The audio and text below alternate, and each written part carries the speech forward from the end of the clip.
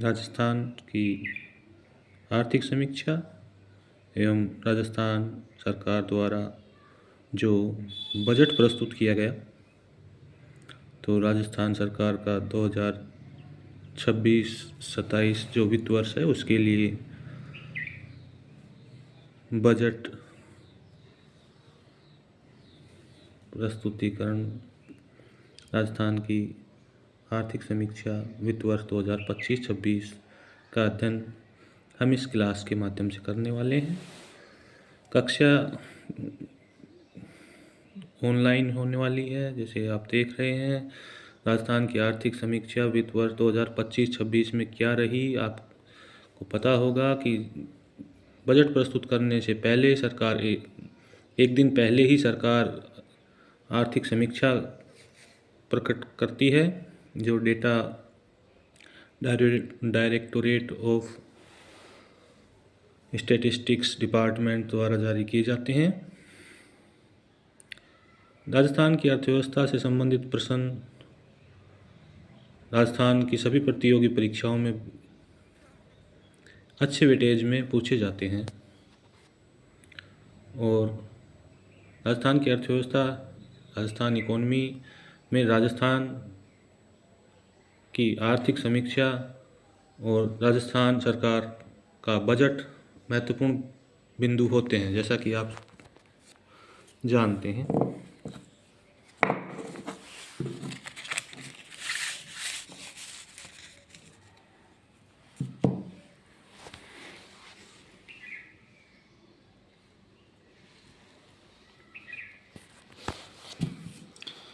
राजस्थान की आर्थिक समीक्षा वित्त वर्ष 2025-26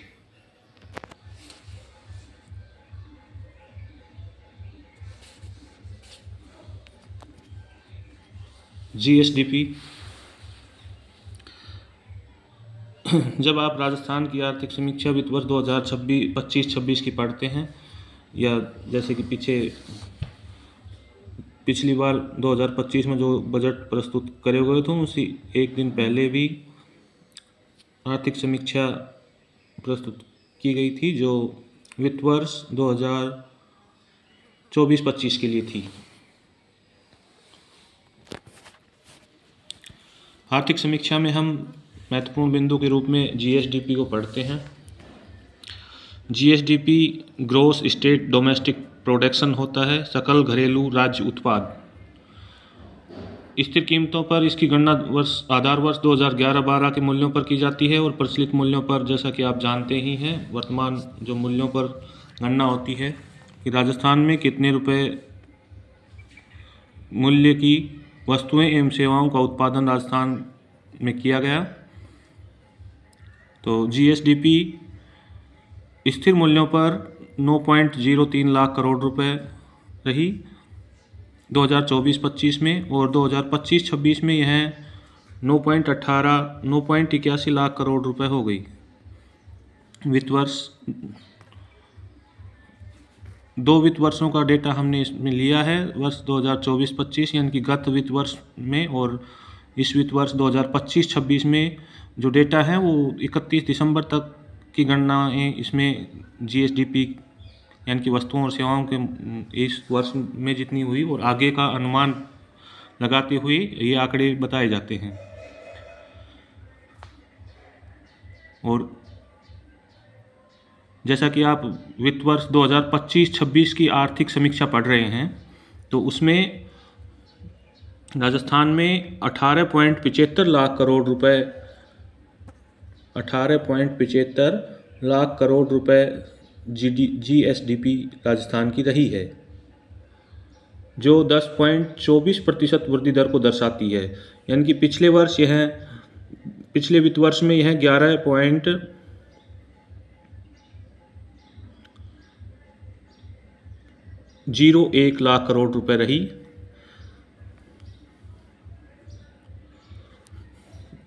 देखिए एक बार डेटा आप समझ लें। GSDP की गणना जब की गई 2025-26 वित्त वर्ष में, तो 26 वित्त वर्ष आपको मालूम ही है 1 अप्रैल से और 31 मार्च तक का जो समय होता है, जैसे 1 अप्रैल 2025 से और 31 मार्च 2026 तक जितने वस्तुओं और जितनी मूल्य की वस्तुओं और सेवाओं का उत्पादन राजस्थान में होने वाला है, उसका एक अनुमान प्रस्तुत किया गया है इस आर्थिक समीक्षा में। तो स्थिर मूल्यों पर यह 9.03 लाख करोड़ रुपए 2024-25 में था, जो इस वित्त वर्ष 2025-26 में यह 9.81 लाख करोड़ रुपए हो गया है। वहीं प्रचलित मूल्यों पर यह 18.75 लाख करोड़ रुपए हुआ और यह जीएसडीपी में वृद्धि दर 10.24% वृद्धि दर रही गत वर्ष के मुकाबले, और यह वृद्धि दर स्थिर मूल्यों पर 8.66% रही। दूसरा बात करते हैं शुद्ध राज्य घरेलू उत्पाद एनएसडीपी। थोड़ा समझ लीजिए, फिर ये डाटा एक बार फिर प्रस्तुत कर देंगे, पर बोल देते हैं।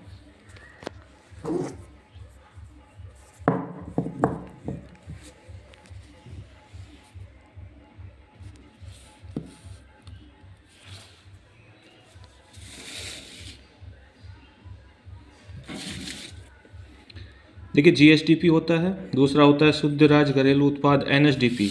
जब हम जीएसडीपी में से मूल्यह्रास कम कर देते हैं, यानी कि इस वित्त वर्ष के दौरान कितने रुपए के संपत्तियों में मूल्यह्रास कितना हुआ, तो हमारे पास सकल राज्य घरेलू उत्पाद निकल के आता है, जो स्थिर मूल्यों पर 8.89 लाख करोड़ और प्रचलित मूल्यों पर 16.85 लाख करोड़ रुपए रहा। जैसा कि आप जानते हैं, एनएसडीपी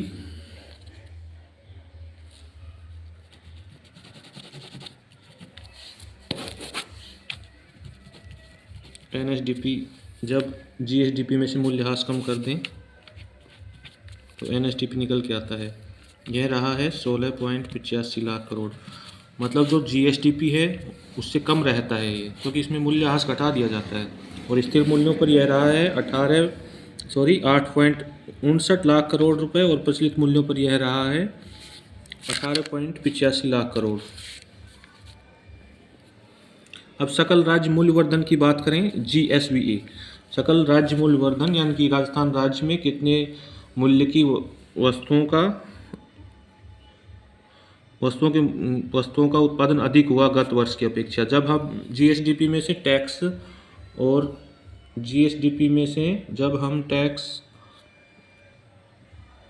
और सब्सिडीज कम कर देते हैं जीएसडीपी में, तो हमारे पास सकल राज्य मूल्यवर्धन निकल के आता है। अच्छा, स्थिर मूल्यों पर क्षेत्रवार योगदान क्या रहा कृषि का, उद्योग का और सेवाओं का। जैसा कि 2024-25 के और 2025-26 दोनों वित्त वर्षों के क्षेत्रवार योगदान इसमें दिए गए हैं। कृषि क्षेत्र में का 27.5% रहा है क्षेत्रवार योगदान 2024-25 में, और 25-26 में यह रहा है 25.33% कृषि का, और उद्योग का हो जाता है 2025-26 में यह 28.21%, और सेवा क्षेत्र का 46.46%।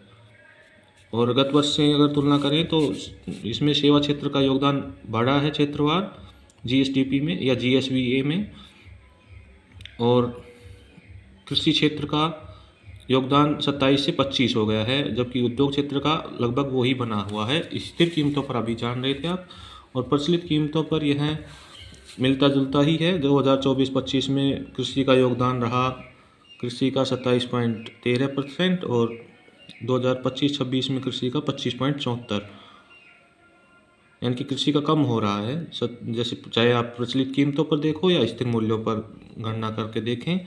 जीएसवीए में क्षेत्रवार योगदान सेवाओं का सबसे अधिक बना हुआ है 47.71% प्रचलित कीमतों पर। 47, जैसा कि आप देख सकते हैं ये हो जाता है आपका कृषि, यह हो गया कृषि क्षेत्र 25.74। 2025-26 में क्षेत्रवार योगदान आप पढ़ रहे हैं GSVA में, और 47.71% हो जाता है सेवा क्षेत्र का, उद्योग का, जैसा आप जानते हैं। प्रति व्यक्ति आय पर कैपिटा इनकम की जब हम बात करते हैं तो पर कैपिटा इनकम राजस्थान में 2024-25 में जान लें और 2025-26 में भी जान लें। 2025-26 में हम बता देते हैं, स्थिर मूल्यों पर राजस्थान के प्रत्येक व्यक्ति की आय 2025-26 में 1,03,189 रुपये है, जबकि 2025-26 में ही प्रचलित मूल्यों पर यह 2,02,349 रुपये है। यानी कि राजस्थान में प्रचलित मूल्यों पर राजस्थान के एक व्यक्ति की आय वार्षिक रूप से 2,02,349 रुपये है। अब प्रति व्यक्ति आय कैसे निकालते हैं देख लीजिए। NSDP में जब हम mid year total population of state, यानी कि NSDP में जनसंख्या का भाग देकर PCI यानी कि पर कैपिटा इनकम निकाली जाती है। सकल स्थायी पूंजी निर्माण GFCF कर मेरे को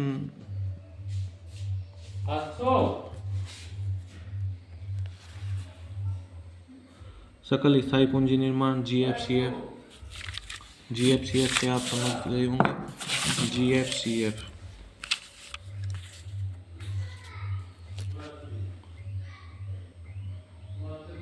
सकल स्थायी पूंजी निर्माण GFCF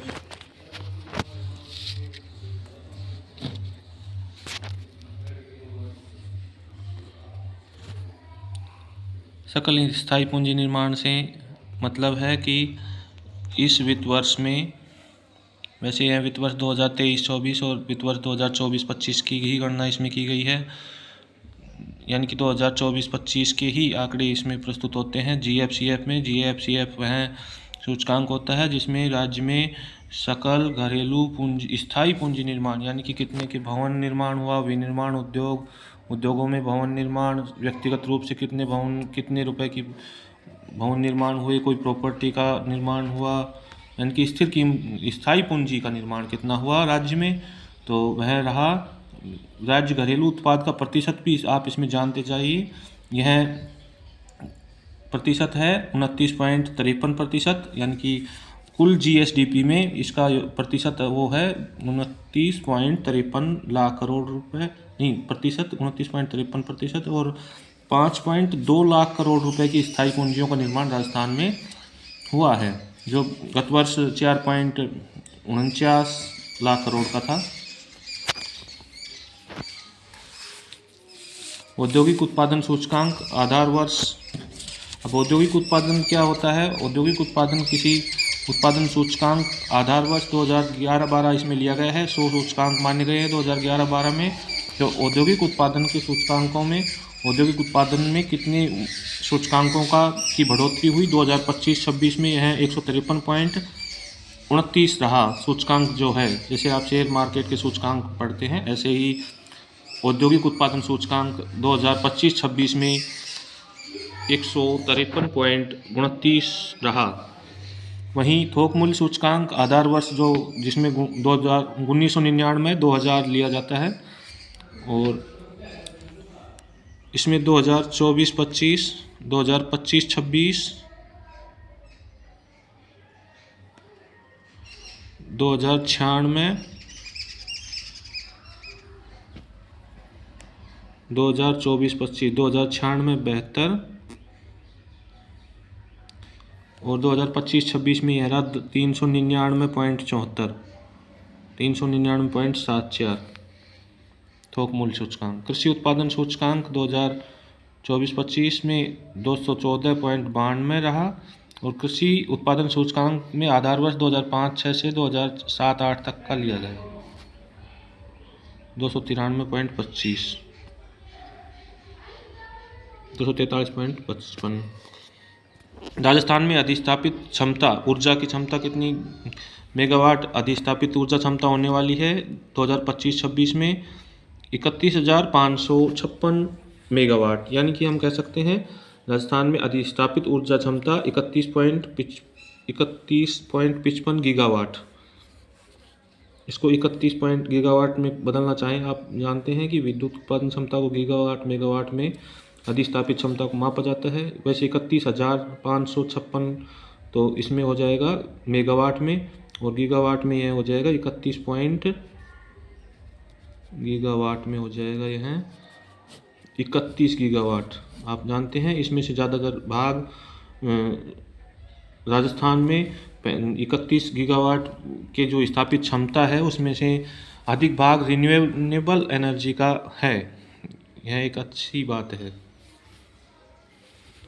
वाणिज्यिक बैंक साख जो 2025-26 में 6 लाख या 6.9 लाख करोड़ रुपए समझ लो, या 6,91,943 करोड़ रुपए, 6,91,943 करोड़ रुपए बैंकों की वाणिज्यिक साख है। बैंक साख जैसे बैंकों का लेन देन है यह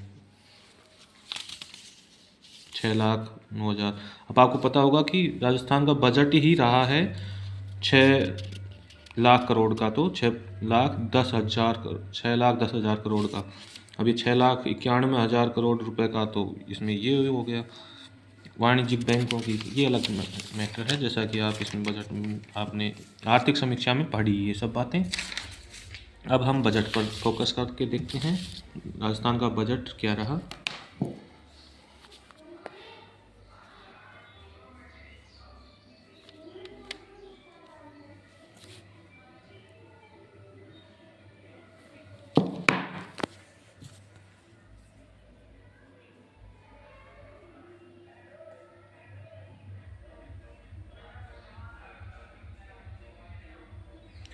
आपको पता है यह कक्षा RS प्री और मेंस यानी कि RS परीक्षा के लिए भी महत्वपूर्ण होने वाली है उन अभ्यर्थियों के लिए जो RS एग्ज़ाम 2026 में पार्टिसिपेट होने वाले हैं। राजस्थान में किसी भी प्रकार की भर्ती के लिए हम कह सकते हैं कि आपकी इस 30-35 मिनट की जो क्लास होगी उसमें से 5-6% निश्चित रूप से इसमें आने वाले हैं दावे के साथ। नहीं, हम आगे क्लास नहीं करेंगे इस प्रकार अगर ऐसा नहीं होता है तो, जिसमें राजस्थान अर्थव्यवस्था का टॉपिक शामिल किया गया हो जिस सिलेबस में, और उसमें 5-6% इस नोट्स से जो अब मैं आपको पढ़ा रहा हूँ उसे नहीं पूछे गए। तो क्योंकि काफ़ी लंबी समझ है, हमने 2025-26 की आर्थिक समीक्षा जो अब हम प्रस्तुत कर रहे हैं, उससे पहले हम 2024-25 और 2023-24 की आर्थिक समीक्षा भी 2024-25 की आर्थिक समीक्षा तो आप हमारे क्लास भी देख सकते हैं इसी चैनल पे। तो जैसे अब हम बात करते हैं बजट 2026-27, यानी कि बजट वह प्रारूप होता है जिसमें सरकार आने वाले इस वित्त वर्ष में, आगामी वित्त वर्ष यानी कि 1 अप्रैल 2026 से जो शुरू होगा और 30 मार्च 2026 तक जो 2027 तक जो चलने वाला है, यानी कि वित्त वर्ष 2026-27 के लिए जो राजस्थान सरकार ने 11 फरवरी को जो बजट पेश किया है उसमें क्या क्या प्रावधान किए, क्या क्या उसने घोषणाएं की और सरकार कैसे अपने बजट के आकार को मेंटेन करेगी, वो सब बातें भी इसमें पढ़ने वाले हैं। बजट का आकार 6,10,956 करोड़ रुपए का रहा। 6,10,956 करोड़ रुपए का राजस्थान का बजट अनुमान है यह, यानी कि सरकार इतने रुपए का आय और व्यय, मतलब इतने रुपए की, अब व्यय तो तभी होगा जब आय होगी, तो आय और व्यय समान रहेगी। और अब हम बजट अनुमान देख लेते हैं 2026-27 में। जब हम बजट पढ़ते हैं तो एक राजस्व व्यय पढ़ते हैं, यानी कि राजस्थान की जो राजस्व व्यय है, राजस्व व्यय से आप समझ रहे होंगे राजस्थान सरकार के जो व्यय हैं वो क्या क्या रहे हैं। राजस्थान सरकार के यानी कि जैसे प्रशासनिक उसमें कुछ खर्च कर रही है सरकार अपने लिए, अपने राजस्व को चलाए रखने के लिए, मतलब अपने राजकाज को चलाए रखने के लिए जो व्यय है, यानी कि कितने को पेंशन दी गई, कितने रुपए की पेंशन, जिसमें कार्मिकों के वेतन, सरकार के अन्य प्रशासनिक कार्य, इनका खर्चा होता है राजस्व व्यय, जो 3.50 लाख करोड़ रुपए का यानी कि 6.10 लाख करोड़ रुपए में से 3.50 लाख करोड़ रुपए का राजस्व व्यय का अनुमान है सरकार का 2026-27 में। राजस्व आय क्या रहेगी? तो राजस्व आय 3.26 लाख करोड़। अच्छा, 3.26 लाख करोड़ रुपए की राजस्व आय रहेगी और राजस्व व्यय 3.50 लाख करोड़ रुपए का रहेगा। अब आप इससे जान सकते हैं कि राजस्व घाटा क्या रहा। राजस्व घाटा, राजकोषीय घाटा, प्राथमिक घाटा, ये सब बजट के कुछ ट्रिक होते हैं जो आपको समझ जाने चाहिए और समझने के लिए आपको पढ़ाई करना ही अच्छा रहेगा आपके लिए। राजस्व व्यय तो 11 फरवरी 2026 को जो बजट प्रस्तुत किया गया वित्त मंत्री दिया कुमारी के द्वारा, राजस्व व्यय उसमें 3.50 यानी कि 3,50,000 करोड़ रुपए का व्यय हो करेगी सरकार प्रशासनिक खर्चों पर, राजस्व खर्चों पर। और राजस्व आय यानी कि राजस्व आय सरकार की करों से आय इसमें सम्मिलित होती है। सरकार की कमाई, राजस्व कमाई आय 2.26। अब आप देख रहे हैं कि 2.50 और 2.26 में अंतर हो रहा है, जो राजस्व घाटा होगा, और यह घाटा 24,000 करोड़ रुपए का हो जाता है। जैसे कि आप देख लें खुद ही, अगर 3.50 में से 2.26 कम करेंगे तो 24,000 करोड़ रुपए का घाटा राजस्व घाटा है, खुद सरकार मान के चल रही है। वैसे BRM एक्ट में बताया गया है कि यह घाटा 0 होना चाहिए, जबकि यह GSDP का कुछ % बन रहा है। और राजकोषीय घाटा, जब आप राजस्थान का सरकार का राजकोषीय घाटा 2026-27 में 80,000 करोड़ रुपए रहने वाला है, यानी कि सरकार की आय कम है और इस घाटे की पूर्ति के लिए सरकार ऋण लेती है, यानी कि लोन लेती है, एक तरह से कर्जा लेती है। और जो राजस्व घाटा राजकोषीय घाटा है, अब राजकोषीय घाटा मतलब राजकोषीय आय जब कम हो जाती है, राजकोषीय व्यय ज़्यादा हो जाता है तो राजकोषीय घाटा हो जाता है। तो राजकोषीय घाटा आपकी बार 80,000 करोड़ रुपए रहने का अनुमान है सरकार का, जो GSDP का 3.69% रहने का अनुमान है। अब राजकोषीय घाटा क्या होता है? तो राजस्थान सरकार का जो कोष है उसमें कितने रुपए की आय हुई? अब आय हो गई उसमें, जैसे कि आप राजस्व आय से अलग आय, तो व्यय तो होगा 6.10 लाख करोड़ का, नहीं, हाँ, 6.10 लाख करोड़ का।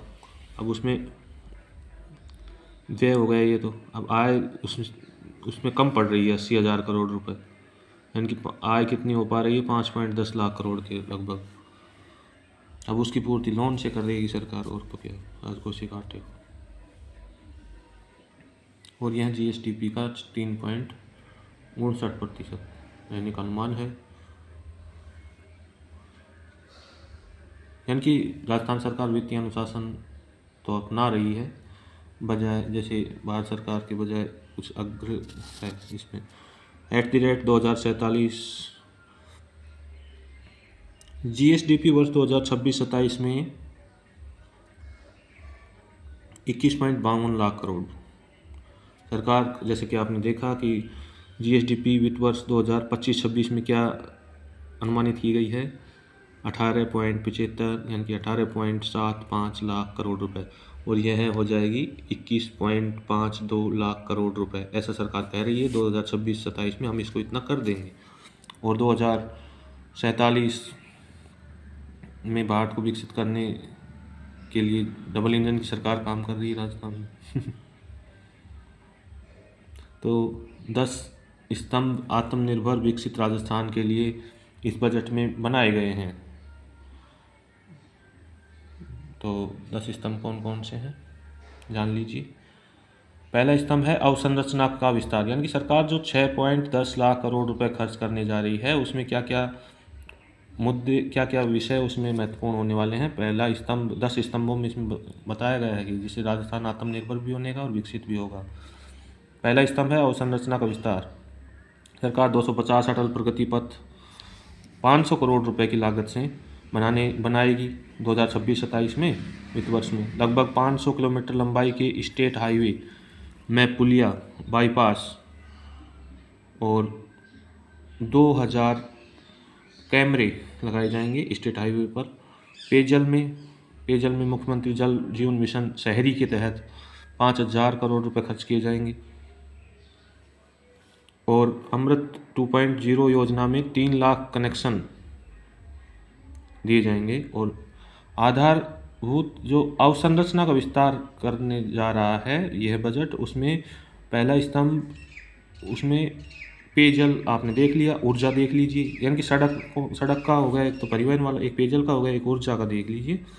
ऊर्जा के 220 kV के GS 6, यानी कि जो सब पावर स्टेशन होते हैं ना, पावर स्टेशन ना कहें, जो ट्रांसमिशन स्टेशन होते हैं, जो 220 kV के GS 6 और 132 kV के 13 फीडर होते हैं ना, और 33 kV के 110, ऐसे इनकी स्थापना करने वाली है राजस्थान सरकार 2026-27 में। और बीकानेर जैसलमेर में 4,830 मेगावाट क्षमता के सौर पार्क का विकास भी सरकार करेगी। कितने रुपए की? 4,830 मेगावाट। अब 4,830 मेगावाट मतलब 4 गीगावाट के सोलर पार्क लगाएगी जैसलमेर में, बीकानेर और जैसलमेर में राजस्थान सरकार। अच्छा, ये फिर इनमें सहायता करेगी। दूसरा स्तंभ, नागरिक सुविधाओं से गुणवत्ता युक्त जीवन में वृद्धि। नागरिक सुविधाएं, जीवन में गुणवत्ता युक्त जीवन स्तर में वृद्धि। दूसरा स्तंभ है, इसमें 7 लाख स्ट्रीट लाइट नगरीय निकायों में लगाई जाएंगी। पंचगौरव योजना, जिसमें 150 करोड़ रुपए व्यय होंगे। पंचगौरव में कोई सांस्कृतिक, जैसे जिला पर कोई, किसी जिले में कोई सांस्कृतिक धरोहर है, किसी कोई विशेष उत्पाद है या कौशल निर्माण के लिए, जो पंचगौरव योजना है उसमें 150 करोड़ का व्यय सरकार करने वाली है। तो पहले स्तंभ में लगभग सरकार 60 करोड़ रुपए खर्च करेगी। 6 लाख में से 60,000 करोड़ रुपए, 6 लाख करोड़ में 60,000, 6 लाख करोड़ में से 60,000 करोड़। और दूसरा आधार, ये पहला स्तंभ मजबूत करने की बात में खर्च होने वाली राशि है। अनुमान है, ये फिक्स नहीं बता पाता। दूसरा स्तंभ, हाँ लेकिन अनुमान है, लेकिन सच है, इसके लगभग ही रहता है। दूसरा स्तंभ, नागरिक सुविधाओं से गुणवत्ता युक्त जीवन स्तर में वृद्धि। राज सेतु फंड, सरकार फंड बनाएगी कि जो नगरीय निकाय हैं, जो संस्थान हैं, वो कैसे सरकार के साथ मिलके एक फंड बनाएंगे जो नागरिक सुविधाओं में बढ़ोतरी करेगा, पार्क निर्माण में। तीसरा स्तंभ, औद्योगिक विकास व निवेश प्रोत्साहन। सरकार समस्त संभागों में, यानी कि सभी संभागों में, राजस्थान के सभी संभागों में plug and play facility for small and micro enterprises, यानी कि plug and play facility for small and micro enterprises हैं, जो लघु एवं सूक्ष्म उद्योग हैं, उनको सिखाने के लिए 350 करोड़ रुपए जिला संभाग मुख्यालयों पर खर्च कर रही है। एक हब बना, ऐसे ही लॉजिस्टिक हब बनाएगी सरकार। 5,000 इलेक्ट्रिक व्हील्स, जो मिट्टी से बर्तन बनाने का काम करते हैं, उनके लिए ये वितरित किए जाएंगे 5,000 इलेक्ट्रिक व्हील्स उनको। तो सरकार ऐसा करके औद्योगिक विकास और निवेश को प्रोत्साहित करेगी। चौथा स्तंभ है मानव संसाधन का सशक्तिकरण। अब मानव संसाधन का सशक्तिकरण कैसे किया जा सकता है? युवा विकास एवं कल्याण के द्वारा। तो युवा विकास और कल्याण के द्वारा सरकार 2000 वित्त वर्ष 2026-27 में 4 लाख भर्तियां करने वाली है, जिसमें 1 लाख भर्ती तो लगभग सरकारी क्षेत्र में होने वाली हैं और 3 लाख प्लस अन्य क्षेत्रों में युवाओं को रोजगार मिलने वाला है। मुख्यमंत्री युवा स्वरोजगार योजना, जिसमें 1 लाख को 10 लाख तक ऋण, यानी कि 1 लाख लोगों को, मुख्यमंत्री युवा स्वरोजगार योजना के तहत 1 लाख लोगों को 10 लाख रुपए तक का ऋण बांटा जाएगा, जिसमें आप जान रहे हैं कि 1,000 करोड़ रुपए सरकार युवाओं को रोजगार मिले इसके लिए ऋण देने वाली है युवाओं को। 1 लाख युवाओं को, प्रत्येक को 10 लाख रुपए तक का ऋण दिया जाएगा और उसमें यह ऋण ब्याज मुक्त होगा पहली बात तो यह ऋण ब्याज मुक्त होगा। दूसरा, इसमें जो मार्जिनल टैक्स है वह भी इसमें कम किया जाएगा, मार्जिनल अनुदान भी रहेगा इसमें। युवा विकास एवं कल्याण, दूसरा मुख्यमंत्री युवा स्वरोजगार योजना, आपने ध्यान अभी बताया है कि 1 लाख युवाओं को रोजगार देगी सरकार। सरकार 1 लाख युवाओं को रोजगार नहीं देगी, मैं ये कहना चाह रहा था। इसमें मुख्यमंत्री युवा स्वरोजगार योजना में सरकार 1 लाख लोगों को, युवाओं को 10 लाख रुपए तक का ऋण देगी कि वे अपना स्वरोजगार कर सकें। तो भाई ले जाओ 10 लाख रुपए, लेकिन उसमें आपको टैक्स फ्री होगा वह ऋण, टैक्स नहीं सॉरी, ब्याज फ्री, ब्याज का अनुदान गवर्नमेंट उसमें करेगी। यानी कि 1000 करोड़ रुपए इसके लिए जारी किए गए। रानी लक्ष्मीबाई केंद्र, अब मानो ये महाविद्यालयों में 150 महाविद्यालयों में, राज्य के 150 महाविद्यालयों में रानी लक्ष्मीबाई केंद्र स्थापित किए जा रहे हैं। यानी कि युवाओं में स्किल डेवलपमेंट के लिए उनके रोजगार उन्मुख ट्रेनिंग दी जाती है, इनमें बताया जाता है। ड्रीम प्रोग्राम राज सवेरा, ये जो राज सवेरा है, skill development and vocational training partner, industrial partner. और राज सवेरा में क्या किया जाता है? राज सवेरा में नशा मुक्त अभियान है। इसमें सरकार कुछ, जब योजनाओं को पढ़ेंगे तो राज सवेरा भी पढ़ना, आप क्या है, ड्रीम प्रोग्राम भी पढ़ना राजस्थान सरकार का। स्किल डेवलपमेंट और वोकेशनल ट्रेनिंग के लिए सरकार कुछ क्लस्टरों का भी आयोजन करेगी। और जैसा कि आप जानते हैं कि 8वीं 10वीं और 12वीं के जो मेधावी छात्र छात्राएं होती हैं, उनको लैपटॉप या फिर कंप्यूटर के संबंधित गजट्स खरीदने के लिए सरकार 20,000 रुपये की सहायता देती है। वो भी अब इस वर्ष में भी जारी रहेगी।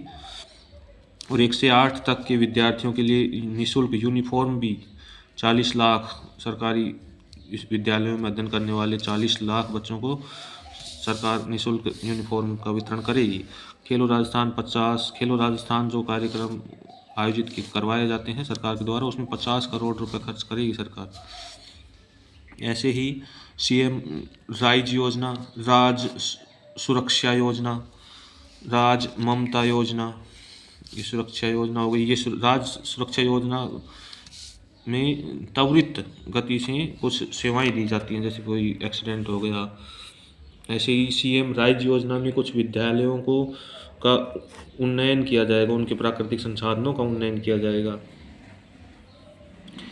स्कूलों में। और ये राज ममता योजना है, इसमें मेंटल हेल्थ के लिए जिला मुख्यालयों पर जो केंद्र होते हैं मानसिक रोगियों के लिए। 5वां स्तंभ सुदृढ़ सामाजिक सुरक्षा प्रणाली, यानी कि सरकार सुदृढ़ सामाजिक सुरक्षा महिलाओं के लिए, बच्चों के लिए सामाजिक सुरक्षा। और तो इसमें मुख्यमंत्री लखपति दीदी योजना में 1 लाख के बजाय अब 1.5 लाख रुपए का ऋण इनको दिया जाता है। मुख्यमंत्री लखपति दीदी योजना में ऋण सीमा प्रदान की गई है। अब इसमें भी अनुदान होता है, ब्याज अनुदान मिलता है, जो अब 1.5 लाख रुपए तक का ऋण ले सकती हैं मुख्यमंत्री लखपति दीदी योजना में महिलाएं। एक महिला 1.5 लाख रुपए तक की राशि ऋण पर ले सकती है। ऐसे ही 7,500 नंद घर बनाए जाएंगे। मुख्यमंत्री नारी शक्ति उद्यम प्रोत्साहन SGH और S50 से ये इनको 50 से पहले 50 लाख तक का ऋण मिलता था जो स्वयं सहायता समूह होते हैं ना, तो नारी शक्ति उत्थान के लिए, उद्यम प्रोत्साहन के लिए उनको उद्योग जैसी उद्यम करने के लिए कुछ सरकार 1 करोड़ रुपए तक का ऋण दे सकती है, देगी।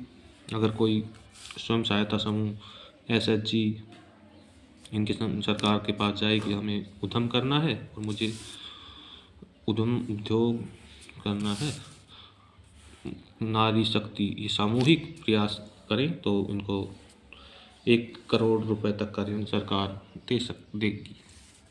6वां स्तंभ पर्यटन, कला एवं सांस्कृतिक धरोहर।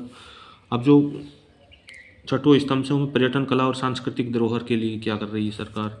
जो खुड़ी है जैसलमेर में, इसमें STZ स्पेशल टूरिज्म जोन खुड़ी है, ये जैसलमेर में है। कुलधरा में एक ऐसा सेंटर, मतलब स्पेशल, उसमें विशेष पर्यटन सुविधाएं दी जाती हैं वहाँ, दी जाएंगी ऐसा, क्योंकि सरकार अब 2026-27 में यहाँ पर रुपए खर्च करने वाली है। भरतपुर ब्रज कन्वेंशन सेंटर, भरतपुर में ब्रज कन्वेंशन सेंटर बनेगा।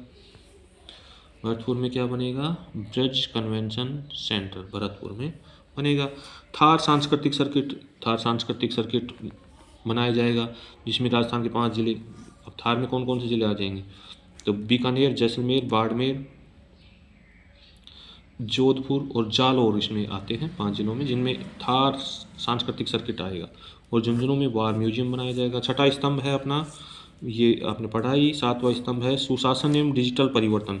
अब डिजिटल परिवर्तन के लिए पहले ई मित्र का नाम सुना होगा आपने, ई मित्र का। अब सरकार लगभग 10-20 हज़ार लोगों को मिनी ई मित्र के रूप में अधिकृत करने वाली है, लाइसेंस देने वाली है मिनी ई मित्र का।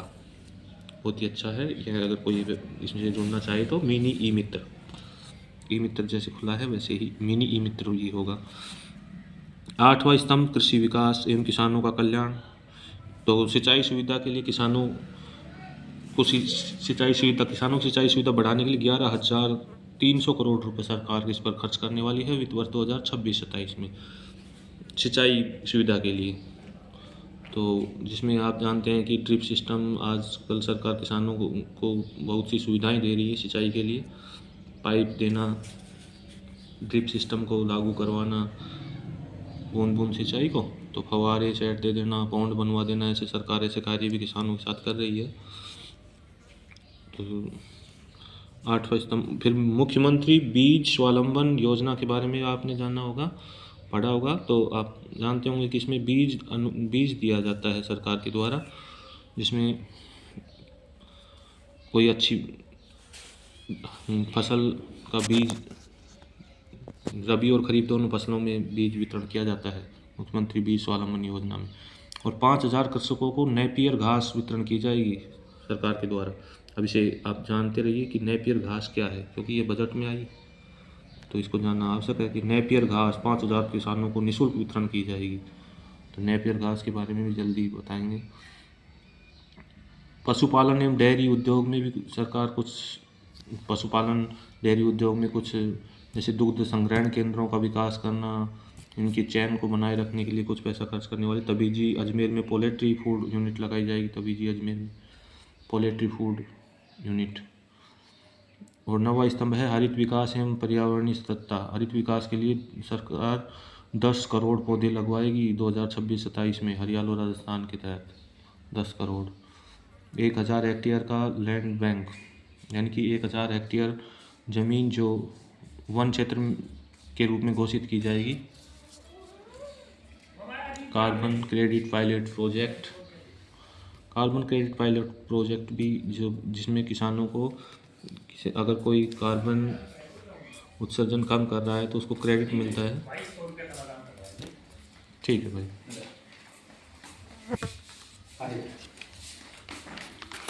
10वां स्तंभ 2047 तक $4.3 ट्रिलियन की मजबूत अर्थव्यवस्था बनाने का लक्ष्य, जैसा कि आप जानते हैं, सरकारों का है।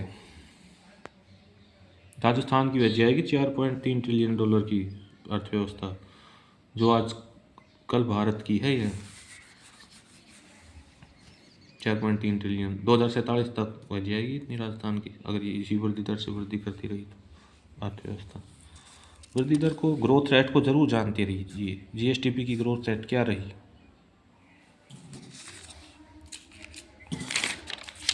हाँ, तो अब कर प्रस्ताव भी तो दिया ही कुछ बजट में 2026-27 में।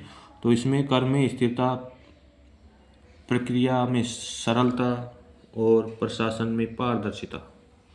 अब यह सब कैसे रह पाएगी, तो इसमें के लिए कुछ प्रस्ताव दिए हैं। वाणिज्यिक कर GST 2.0 आप प्रस्तुत करोगे, तो जो कि जिसमें आप GST की टैक्स के बारे में आप जानते हैं, उसमें क्या 2.0 जो है वाणिज्यिक कर है। ऑनलाइन सुनवाई 60 दिनों में निस्तारण होगी।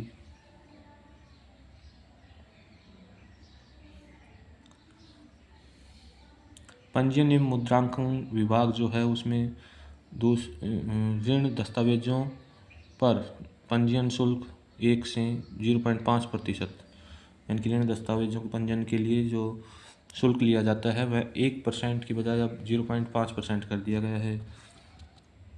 ऐसे ही परिवहन विभाग में देख लीजिए, 6 वर्ष का परिवहन, 15 वर्ष के गैर परिवहन वाहन जो है, 6 वर्ष के और 15 वर्ष के गैर परिवहन वाहन अगर कोई हो जाते हैं से ज़्यादा के, गैर परिवहन वाहन मतलब 15 वर्ष से ज़्यादा हो गया, तो उसमें उनके ग्रीन टैक्स की जो दरें हैं उनको रिव्यू किया जाएगा, उनका पुनरीक्षण किया जाएगा। खान एवं पेट्रोलियम विभाग में जो एमसैंड है, जो बजरी बनती है, उसको 25% से 50% जो बजरी है उसका उत्पादन करने का सरकार का, अब 25 है, उसको 50% करने का सरकार का इरादा है। और उसके लिए सरकार AI और मशीन लर्निंग का भी सहारा लेगी। एमनेस्टी यानी कि जो वैट है, वैट प्रकरण में एमनेस्टी जो है, भूमि कर बकाया राशि, यानी कि भूमि पर जो कर है अगर उस बकाया राशि को कोई जल्दी भर देता है, नहीं मतलब उसको भर देता है तो उसमें ब्याज वगैरह जो है वो हटा दिया जाता है। ऐसी एमनेस्टी दरें हैं कुछ सरकार की। और अगर आपका ट्रैक्टर है उसका रजिस्ट्रेशन रिन्यू करवाना है तो इनमें भी शिथिलता या कहें कि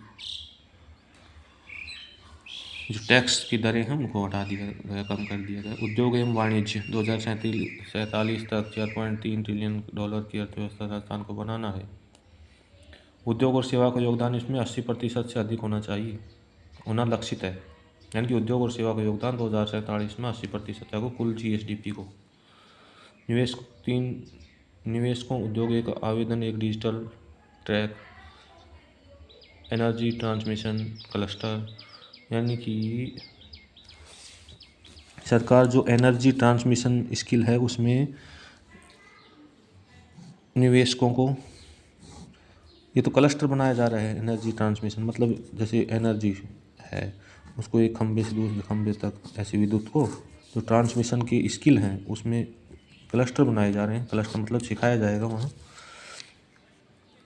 और निवेशकों को उद्योगों के एक आवेदन, एक डिजिटल ट्रैक की सुविधा हो गई। रिप्स यानी कि IFMS तथा RIPS पोर्टल का इंटीग्रेशन कर दिया गया है और निवेशकों के लिए डिजिटलीकरण किया गया है। तो यह हुआ कर प्रस्ताव बजट 2026-27। आप एक बार इनको स्कैन क्लिक कर लीजिए और इनको पढ़ लीजिए, जैसा कि वो करते हैं ना, क्या बोलते हैं, स्क्रीनशॉट ले लीजिए अगर आपको कुछ अच्छा करना है तो इसमें।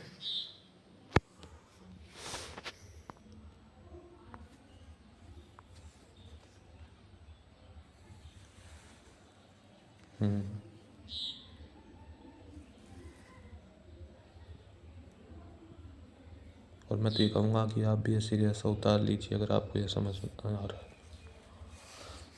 नहीं समझ में आता है तो हमसे पूछ लीजिएगा।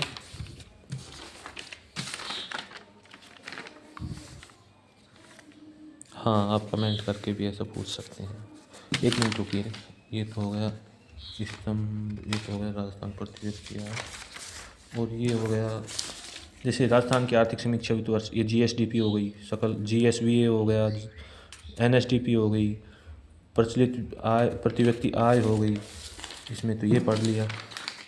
इसमें सकल स्थायी पूंजी निर्माण यानी कि GFCF हो गया, औद्योगिक उत्पादन सूचकांक हो गया, थोक मूल्य सूचकांक हो गया, कृषि उत्पादन सूचकांक हो गया, और अधिष्ठापित क्षमता ऊर्जा की मतलब कितना गीगावाट है, तो 31.55 गीगावाट, मेगावाट में 31,556 मेगावाट। वाणिज्यिक बैंकों ने कितने का लेन देन कर रखा है, उनकी साख क्या है, तो यह है 6.91 लाख करोड़। यानी कि राजस्थान का जो बजट है वो भी देख लीजिए आप। राजस्थान का बजट 2026-27 राजस्थान सरकार ने 11 फरवरी 2026 को प्रस्तुत किया। बजट का आकार 6.10 लाख करोड़ रुपए का रहने वाला है, यानी कि सरकार 2026-27 में इतने रुपए का व्यय करने वाली है 6.10 लाख करोड़ रुपए का, 6,10,956 करोड़ रुपए।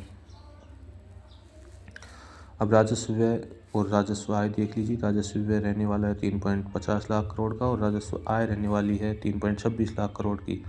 यानी कि व्यय ज़्यादा है, आय कम है, इसलिए राजस्व घाटा होना ही है। तो यह 24,000 करोड़ का रहेगा। और राजकोषीय घाटा 80,000 करोड़ का रहने वाला है, जो GSDP का 3.59% रहने का अनुमान है। यानी कि FBRM एक्ट के जो वित्तीय अनुशासन है उनके पालना करते हुए यह राजस्व और राजकोषीय घाटा दिख रहा है। राजस्थान सरकार को और भी प्रयत्न करने की आवश्यकता होगी। इसमें GSDP वर्ष 2026-27 में